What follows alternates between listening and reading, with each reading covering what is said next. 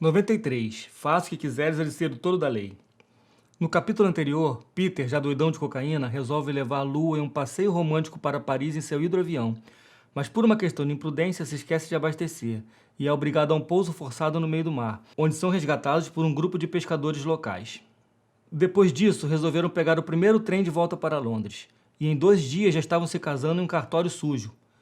Conseguiram um bom suprimento de cocaína com a Gretel Webster de sempre e partiram para Paris em uma lua de mel. E em Paris vamos dar continuidade à nossa história. Capítulo 4. No País da Cocaína. Não consigo lembrar de nenhum detalhe de nossa primeira semana em Paris. Simplesmente deixaram de existir. Girávamos de prazer em uma velocidade inexaurível. Fazíamos tudo a passos largos. Não consigo sequer descrever a cegueira e a ilimitada paz do amor. Cada acontecimento era realmente primoroso. Claro, Paris existe para que as pessoas lidem com esse estado de espírito. Estávamos vivendo 10 vezes além da voltagem normal. Isso era verdade em mais do que um sentido. Já tinha pego mais de 200 libras em dinheiro de Londres e pensando como eu fiz isso, quão divertido era ser imprudente. Íamos ter bons tempos, danem-se as despesas. Eu pensava que 200 libras seria suficiente para pintar todas as cores de Paris por um longo e indefinido período de tempo. Mas ao final da semana elas acabaram. Então vieram outras 200 libras de Londres que não fizemos quase nada com elas, exceto comprar alguns vestidos para Lu e algumas bijuterias. Sentíamos que estávamos até mesmo muito econômicos. Estávamos muito felizes sem precisar gastar dinheiro. Por um motivo, o amor não precisa mais do que uma ninharia. E eu nunca sequer soube o que o amor poderia significar. O que eu posso chamar na lua de mel de parte da lua de mel parecia ocupar todo o nosso tempo acordado, o que não nos deixava tempo para ficar visitando Montmartre. Dificilmente nos preocupávamos em comer, mal sabíamos que estávamos comendo, nem parecíamos precisar dormir, nunca nos cansávamos.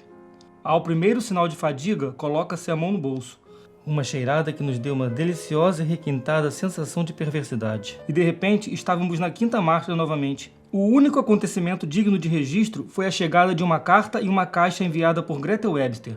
A caixa continha um kimono macio para Lu, uma dessas graciosas sedas de geishas japonesas, azul como o céu de verão, com dragões trabalhados em ouro com línguas e olhos escarlate. Lu parecia mais distraidamente, delirantemente gloriosa do que nunca. Eu nunca tinha particularmente desejado uma mulher. Os poucos casos de amor que tinham passado em meu caminho tinham sido meio bobos e sórdidos. Nunca tinham revelado as possibilidades do amor. De fato, eu achava mesmo um prazer superestimado. Uma breve e brutal cegueira com alguém tedioso e repugnante a seus pés. Mas com cocaína as coisas são absolutamente diferentes.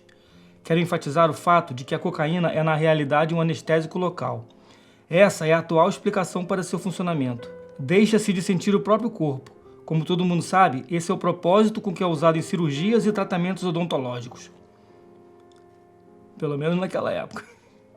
Não imagine que os prazeres físicos do casamento são reduzidos, mas se tornam completamente etéreos. A parte animal é intensamente estimulada na medida que diz respeito às suas próprias ações, mas os sentidos animais dessa paixão são completamente transmutados. Venho de uma raça bem refinada, profundamente atenta e facilmente nauseada. Os pequenos problemas íntimos que sempre acontecem com os amantes têm a tendência de abalar a delicada sensibilidade.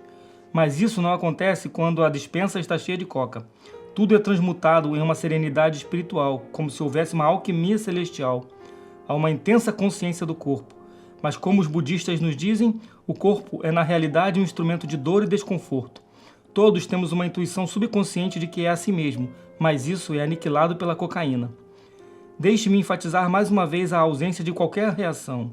Aqui é onde entra a infernal sutileza das drogas. Se alguém chega à miséria por causa do álcool, fica no que os americanos chamam amanhã após a noite anterior. A natureza nos avisa que quebramos as regras, e a natureza nos dá senso suficiente para saber que, embora tenhamos pego emprestado um pouco, sempre temos que pagar. Temos bebido álcool desde o início dos tempos, e está na nossa consciência de raça que o pelo do cachorro, ou seja, aquela dose para curar a ressaca, vai deixar tudo bem depois da farra, ninguém vai se sufocar com o cabelo. Mas com cocaína, toda essa cautela é revogada. Ninguém estaria realmente na pior por uma noite com a droga, desde que ele tivesse o bom senso de passar o dia seguinte em um banho turco e se fortalecer com comida e uma dupla noite de sono. Mas com a cocaína, insiste-se em viver do capital e acredita-se que as reservas são inesgotáveis. Conforme eu disse, é um anestésico local. amortece qualquer sentido que possa despertar o que os fisiólogos chamam inibição, torna absolutamente imprudente, efervesce com alto astral e saúde ilimitada, cega com a excitação do caráter sublime de que é impossível se preocupar com qualquer coisa. E essa excitação é ainda singularmente calma e intensa. Não há a sugestão de grosseria que associamos ao costumeiro alcoolismo. Mesmo a ideia de grosseria ou vulgaridade é abolida. É como a visão de Pedro no Ato dos Apóstolos, em que ele diz: não há nada profano ou impuro. Como Blake diz, tudo que vive é sagrado. Todo ato é um sacramento. Acontecimentos em que o senso comum iria se reprimir ou irritar se tornam simplesmente matéria para jubilosas gargalhadas. É como colocar um torrão de açúcar no champanhe. Ela borbulha novamente. Bem, isso é uma divagação. Mas é exatamente isso que a cocaína faz. A continuidade sóbria de pensamento é quebrada.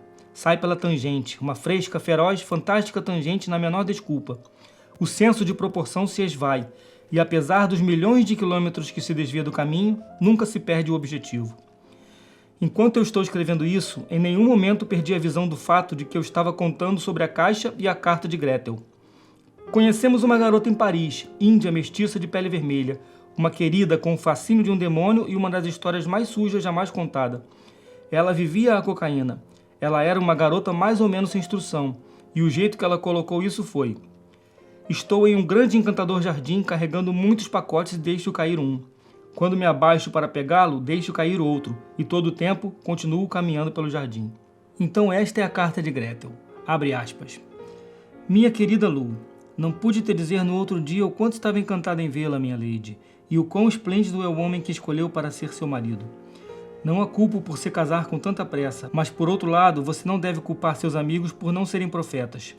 Eu não poderia estar com o produto em mãos. Contudo, eu não perdi tempo. Você sabe o quão pobre eu sou, mas eu espero que você possa valorizar o pequeno presente que eu estou enviando, sem nenhum motivo especial, mas como um sinal do meu profundo afeto pela mais amável e encantadora mulher que eu conheço.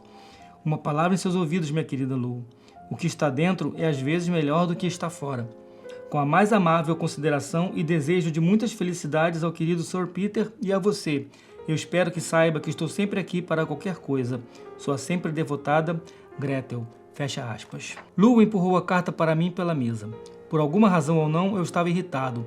Eu não queria ouvir nada de pessoas como ela. Eu não confiava nem gostava dela. Pessoa excêntrica, eu disse rapidamente. Não era minha própria voz. Era, imagino, algum instinto de autopreservação falando por mim. Lu, no entanto, estava radiante por causa da carta.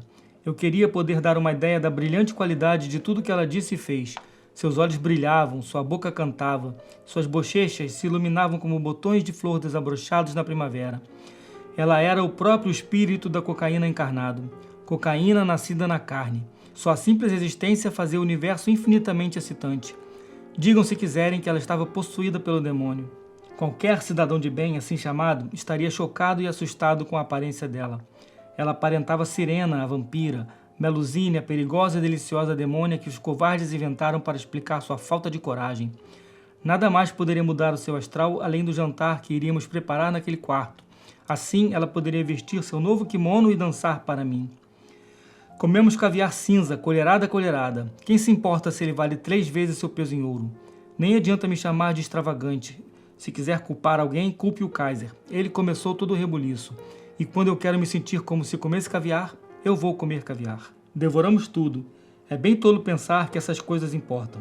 Lu dançava como um demônio entre os pratos. Agradava a ela assumir a psicologia da mulher oriental que proporciona prazer. Eu era seu pachá de 3 caudas, seu guerreiro samurai, seu glorioso marajá com uma cimitarra aos meus joelhos, pronto a arrancar sua cabeça com a primeira desculpa.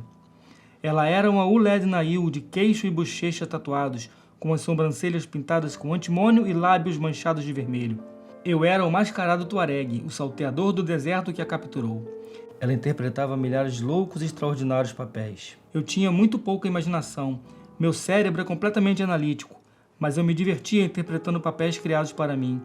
Não sei quantas vezes durante aquele jantar eu me transformei de um marido civilizado de pijamas na rua Bond para um homem enlouquecido e furioso. Foi logo depois que os atendentes nos deixaram o café e o licor, que bebemos como se fossem água sem sermos afetados, que Lu arrancou fora sua vestimenta brilhante. Ela estava no meio da sala, bebeu uma taça de champanhe até a metade de licor brandy. A ousadia fascinante de seu gesto me fez segurar um grito. Pulei como um tigre em tocaia que de repente vê um veado. Lu ria por todo lado com irrepreensível excitação. Eu sei que rir por todo lado não é uma expressão inglesa, mas não sei expressar de outra forma. Ela parou minha corrida como se estivesse jogando de zagueira em uma partida internacional de rugby. Pegue a tesoura, ela sussurrou. Entendi em um segundo o que ela queria dizer. Era a perfeita verdade. Estávamos pegando um pouco pesado com aquela neve. Acho que devem ter sido uns 5 tecos. Se estão curiosos, tudo que se tem que fazer é voltar atrás e contar. Para me levar a 10.000 pés de altura acima do pobre e velho estreito de Dover, Deus os abençoe.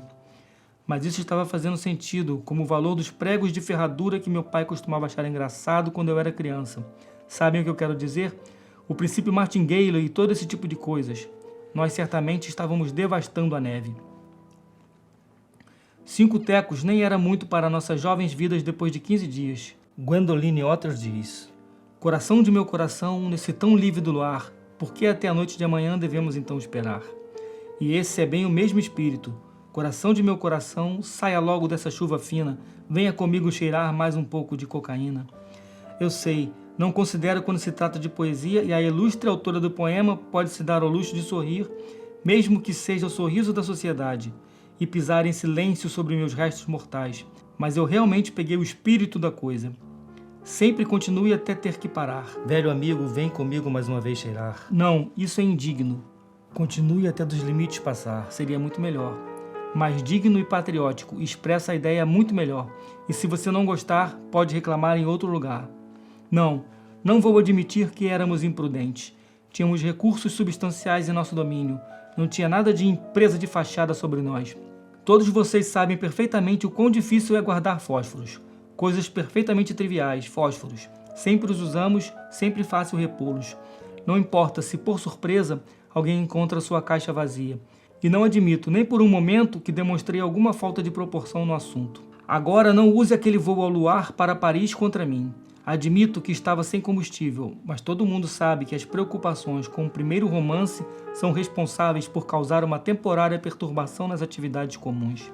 O que eu gostei a respeito disso foi que, evidentemente, Gretel era muito prestativa, apesar do que se falava dela. E ela não era um tipo comum de boa e velha pessoa prestativa tampouco. Não vejo nenhuma razão por que eu não deveria admitir que ela é o que se pode chamar de verdadeira amiga, na maioria dos casos no sentido mais vitoriano da palavra que se possa imaginar. Ela não era só uma verdadeira amiga, mas uma sábia amiga. Ela tinha evidentemente previsto que ia acabar nos faltando suprimento da boa e velha neve. Agora, eu quero que se tenha em mente que um homem, caso ele possa se chamar um homem, não seja o tipo de homem que queira interromper uma lua de mel com uma garota de kimono japonês, cujo tipo já foi descrito, para vestir várias roupas desconfortáveis e sair pelas ruas de Paris à caça de um traficante de entorpecente. Claro, vocês dirão imediatamente que eu poderia chamar o recepcionista e pedir que ele me trouxesse alguns quilômetros cúbicos. Mas respondo simplesmente que vocês não sabem o tipo de hotel que nós infelizmente estamos hospedados. Viemos para cá pensando que não haveria mal nenhum. Ele é bem perto do Etoile e parecia a olho nu um respeitável hotel familiar de primeira classe para os filhos da nobreza e da aristocracia. Agora não fujam da ideia de que eu quero criticar o hotel. Simplesmente a França estava racionando os suprimentos na época, mas o atendente do andar era um homem de família de meia idade e provavelmente lia Lamartine, Pascal e Taine e todas aquelas medonhas e chatas velharias quando não estava preparando porções de caviar. Mas não é menos importante minha tentativa de esconder o fato de que ele sempre tinha uma expressão ligeiramente impactante, especialmente no jeito que ele fazia a barba. Aquilo era enfaticamente o tipo de coisa que ele jamais levaria para dentro do quarto. Sou eu mesmo um pouco psicólogo, e sei perfeitamente que aquele homem não nos teria arranjado cocaína, nem se oferecêssemos a ele uma tabacaria para fazer isso. Agora, é claro, não vou pedir para vocês acreditarem que Gretel Webster sabia sobre o desagradável atendente velho pedante. Tudo o que ela fez foi exibir sabedoria, antecipação e amizade inteligente. Ela tinha experiência, sem sombra de dúvidas, alqueires disso, barris, pipas e todas as outras formas de medidas que eu não aprendi na escola. Ela teria dito a si mesma, em termos perfeitamente gerais, sem necessariamente contemplar um conjunto particular de eventos como segue. Seja qual for o motivo, aqueles jovens legais podem se sentir tímidos na neve em um momento crítico de suas vidas. Então cabe a mim ver que eles conseguem. Enquanto esses pensamentos passavam pela minha mente, Eu havia pego a tesoura de unha e Lu estava cortando as fibras do forro do seu kimono, rodeando aqueles lugares onde os dedos ferozmente fascinantes dela sentiram o que costumávamos chamar no hospital de corpo estranho. Sim, não havia erro. Gretel conhecia nossa psicologia. Tudo estava indo bem, como ervilhas verdes combinam com pato. Não imagine que tivemos que estragar o kimono. Era apenas uma dobra no acolchoado de onde saiu uma pequena bolsa de seda branca. E ao abrir, encontramos um monte de neve que eu queria ver. Mais do que a do Mont Blanc. Bem, vocês sabem, assim que vê você quer cheirar. Para que serve? Ninguém quer responder. Não me faça apologias tipo, uso em cirurgias na garganta. Lu não precisava fazer nada em sua garganta. Ela cantava como Nelly Melba e parecia um pêssego. E ela era um pêssego Melba, assim como 2 e 2 são 4. Pode apostar que cheiramos. Então dançamos ao redor da suíte por diversos anos. Provavelmente 8 ou 9 minutos contados no relógio. Mas por que falar de relógios quando Einstein provou que o tempo é somente uma outra dimensão de espaço? De que adianta os astrônomos provarem que a Terra gira em torno de 1000 milhas por hora ou em 1000 milhas por minuto se você não puder prosseguir? Seria muito idiota perder tempo e ser deixado para trás, e muito provavelmente nos encontraríamos na Lua, e não teríamos com quem conversar, exceto Jules Verne, H.G. Wells e aquela galera. Agora não quero que pensem que a bolsa de seda branca era muito grande. Lu se curvou sobre a mesa. Sua língua comprida e fina saiu de sua boca como a de um daqueles comedores de formiga do Dicionário de Biografia Nacional, ou o que quer que seja, e girou na neve até eu quase enlouquecer. Eu gargalhava como uma hiena por lembrar do que ela me disse. Seu beijo é amargo com cocaína. Aquele sujeito Swinburne está sempre falando sobre beijos amargos. O que ele sabia, pobre garoto? Até que se tem a boca cheia de cocaína, não se sabe o que é beijar. Um beijo segue de fase a fase, como naqueles romances de Balzac, Isola e Romain Rolland e esses sujeitos, e nunca se cansa. Está na quinta marcha o tempo todo, e o motor ronrona como um enorme gato branco com estrelas em seus bigodes. E é sempre diferente, e é sempre o mesmo. E nunca para e você fica louco, e você continua louco. E vocês provavelmente não sabem do que estou falando, e não me importa nem um pouco. Eu sinto muitíssimo por vocês, mas vocês podem descobrir a qualquer momento, se quiserem, pelo simples processo de obterem uma mulher como Lu e terem muita cocaína. O que disse o companheiro Lamos?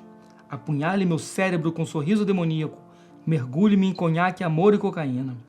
Sujeito excêntrico aquele cara, Lamos, mas me parece com muito boas evidências que ele conhece um pouco sobre isso, porque, claro, ele usou. Eu mesmo o vi usar cocaína. Sujeito profundo, aposto um shilling, ele sabe muito. Não há motivos para suspeitar. Não vejo por que as pessoas têm que falar mal dele do jeito que fazem. Não vejo por que eu devia ficar ressentido. Provavelmente um sujeito perfeitamente decente no fundo. Ele tem até um jeito engraçado. Homens não são piores por isso. Malandro, se alguém começasse a valorizar pessoas com jeito engraçado, qual preço Lu daria para mim? O cartão mais estranho do pacote e eu a amo. Me dá outro teco na sua mão. Lu gargalhava como o carrilhão dos sinos de Páscoa em Moscou. Lembre-se, a Páscoa russa não é ao mesmo tempo da nossa. Eles avançam 14 dias de um jeito ou de outro, nunca consigo lembrar como, contanto que se entenda o que eu quero dizer. Ela jogou a bolsa de seda vazia para o ar e a pegou com a boca com uma impulsiva mordida, o que me deixou louco novamente. Eu adoraria ser um pássaro e ter minha cabeça arrancada por aqueles pequenos, brancos e afiados incisivos. Garota prática, minha senhora Pendragon. Em vez de sair do fundo do poço, ela estava abrindo um novo pacote, e quando a gaiola estava aberta, ao invés do canto dos pássaros, ouviu-se a aguda excitação de Lu.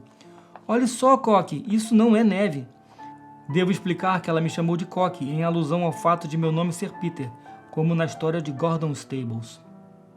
Saí na mesma hora de meu transe. Olhei para aquela coisa com o que eu imaginei ter sido um olhar vidrado e entorpecido. Então meu velho treinamento me resgatou. Era um tipo de pó branco que tendia a formar pequenos pedaços como de giz. Esfreguei um pouco com meu indicador e polegar, cheirei-o, não significava nada. Provei-o, continuou não significando nada, até porque os sentidos da minha língua estavam completamente anestesiados pela cocaína. Mas a análise era mera formalidade. Sei agora por que fiz aquilo. Era um simples gesto masculino. Eu estava me exibindo para Lu. Eu queria impressioná-la sobre minha importância como um homem da ciência, e o tempo todo eu sabia, sem que ninguém tivesse me contado, o que era aquilo. Ela também. Quanto mais eu conhecia Lu, mais impressionado eu ficava com a extensão e variedade de seu conhecimento. Ah, Gretel é tão doce, ela cantarolou. Ela adivinhou que estaríamos cansados da coca. Como ela é agradável e consoladora. Então a velha querida nos enviou um pouco de heroína. E ainda tem gente que diz que não vale a pena viver a vida. Já usou? Eu perguntei e retardei a resposta dela com um beijo. Quando o pior tinha passado, ela me contou que tinha usado apenas uma vez. Então uma dose muito pequena, que não tinha surtido nenhum efeito tanto quanto ela saiba. Está certo, eu disse do alto da minha sabedoria superior. É tudo uma questão de estimar a dose psicológica. É muito bom, na verdade. O estímulo é muito melhor do que o da morfina. Consegue-se a mesma intensa beatífica paz, mas sem o abatimento. Lu, querida, você leu De Quincey e todas aquelas pessoas falando sobre ópio, não leu? Ópio é uma mistura, você sabe. Algo como 20 tipos diferentes de alcaloides. Láudano, Coleridge usava, e Robert Clive. Todo tipo de pessoas importantes. É uma solução de ópio no álcool, mas morfina é o princípio ativo mais importante do ópio. Pode-se usá-lo de diversas maneiras.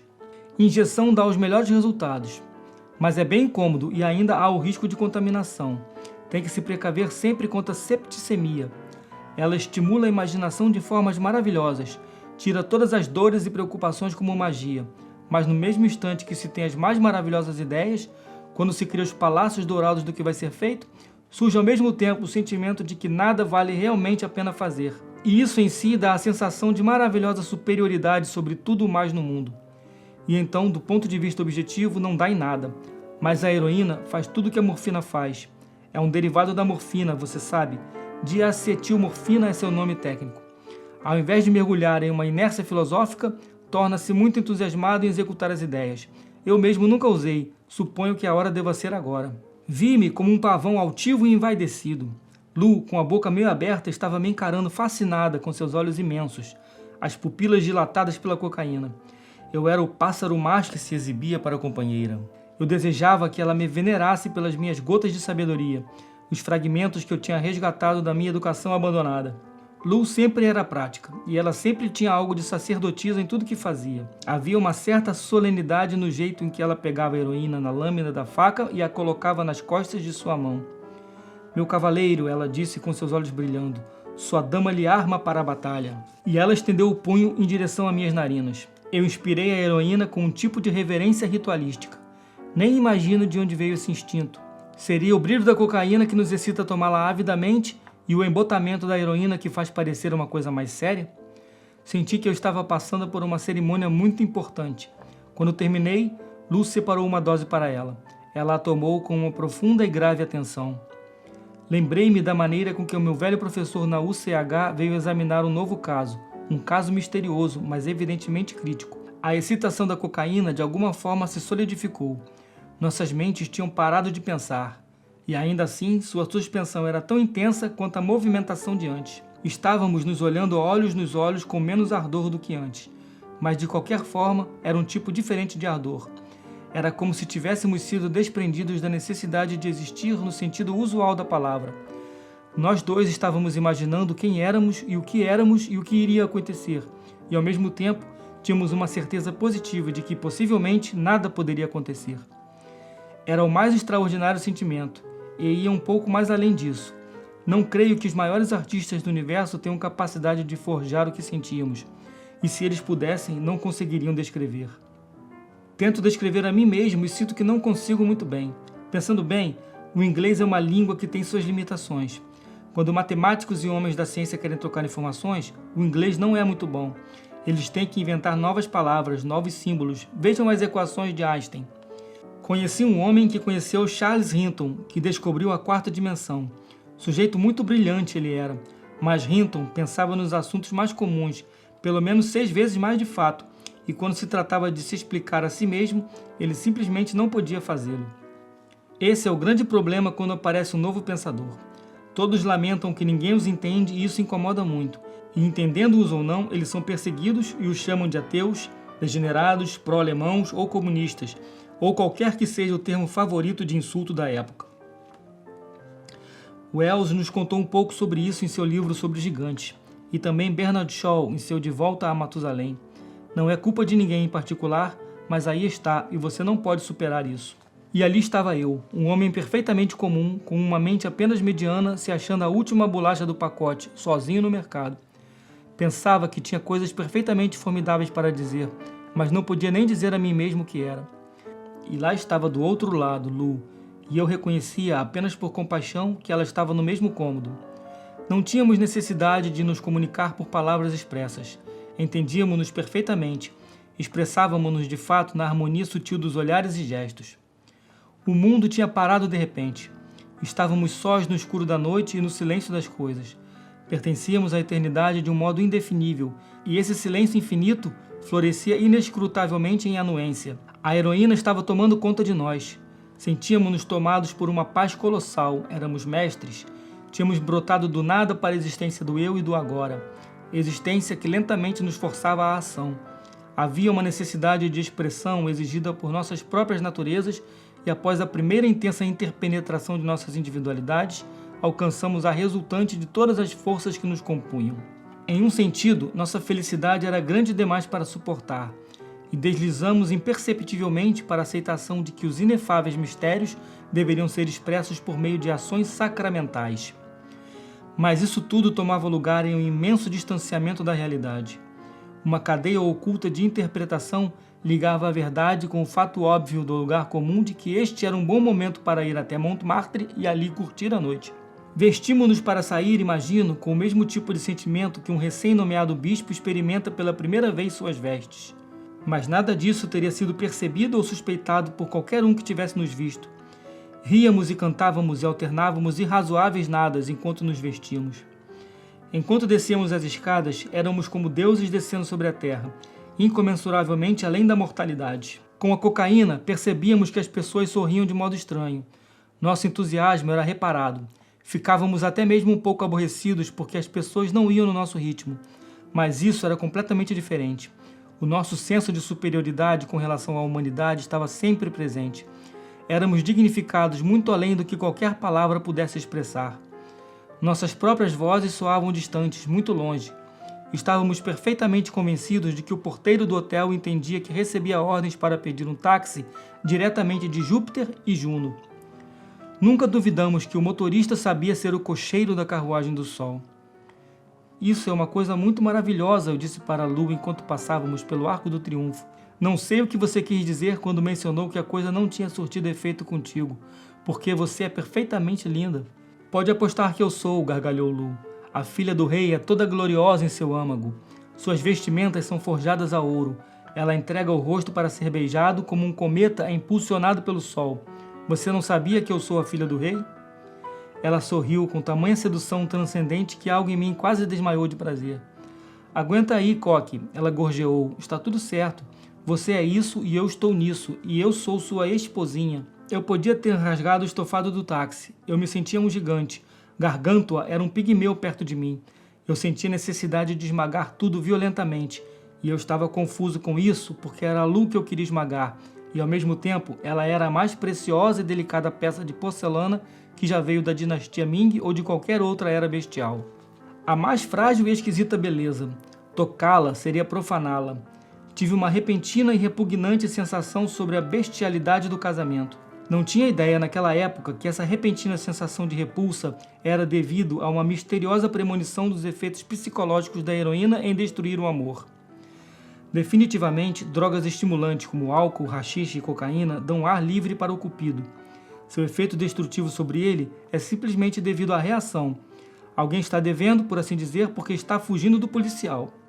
Mas o que eu posso chamar de tipos filosóficos de narcótico, dos quais a morfina e a heroína são os principais exemplos, são inimigos diretos da emoção ativa e das ações emocionais. Os sentimentos humanos normais são transmutados no que parece ser à superfície seus equivalentes espirituais. Bons sentimentos comuns se tornam benevolência universal, uma filantropia que é infinitamente tolerante porque os códigos morais perderam completamente o sentido. Um orgulho mais do que satânico cresce nas almas. Como diz Baudelaire, por acaso não possuis esse desprezo supremo que torna a alma tão boa? Enquanto nos dirigíamos em Butte Montmartre para Sacré-Cœur, nos mantínhamos completamente silenciosos, perdidos em nossa paz beatífica. Vocês têm que compreender que já estávamos excitados ao mais alto grau. O efeito da heroína foi de nos estabilizar naquele estado. Ao invés de flutuar no céu batendo asas flamejantes, estávamos suspensos no ilimitado éter. Tomamos novas doses do pó macio sem brilho, agora e de novo. Fomos sem avidez, pressa ou mesmo desejo. A sensação era de poder infinito, que poderia proporcionar infinitas deliberações.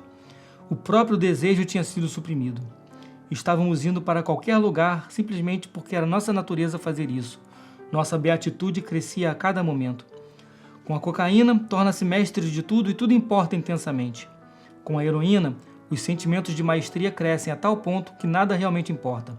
Não há nem mesmo aquela relutância em se fazer o que tem que ser feito que deixa o usuário de ópio inerte. O corpo é deixado a si mesmo. O corpo é deixado por si só tão perfeitamente que a pessoa não se preocupa mais com suas atividades naturais. Novamente, apesar de nossa consciência do infinito, mantínhamos juntos o perfeito sentido de proporção relacionados aos assuntos usuais. Fim do 4º capítulo. Agora aquele recadinho básico que todo mundo dá. Se você chegou aqui até o final desse vídeo, você pode dar aquela curtida. Se não for inscrito, se inscreve, porque assim você me incentiva a continuar fazendo esses vídeos para chegar até o final dessa história. E vocês podem também acompanhar os outros vídeos do canal. Obrigado até aqui. O amor é a lei, amor sob vontade. Alguns... não. Atenta e facilmente... Vem, mas isso é uma...